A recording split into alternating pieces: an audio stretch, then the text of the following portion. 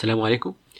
في الفيديو ده هوريكم ازاي نغير واجهة الوينج IDE او نغير السين بتاع الوينج دي IDE. عندنا الوينج اهو، نخش على الفايل edit preference، نخش على edit preferences. شايفين الكالر باليت دي؟ ممكن نخليها مثلا بلاك ونقول له apply اسود. تمام. ممكن نقول له مثلا use برضو color palette scene.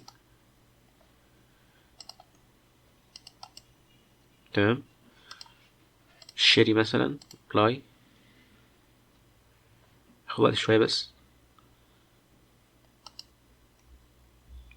دراكولا مش عايزه كله، عايزه بس الجزء اللي جوه، تشيل دي. عايز مثلا تخليه دارك اللي ورا الجزء ده بس، تعمل ابلاي.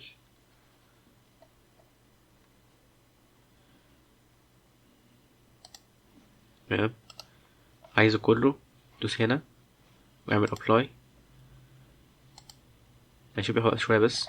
وفي سيمز قريب من بعض، يعني مثلا بلاك قريب من ده. تمام.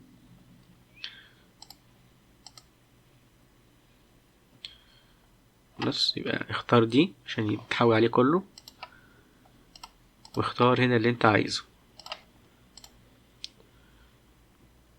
انا عن نفسي احب اللون ده.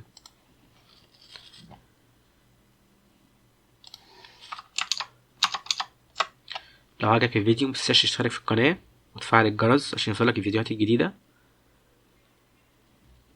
وتعمل لايك وشير للفيديو. شكرا.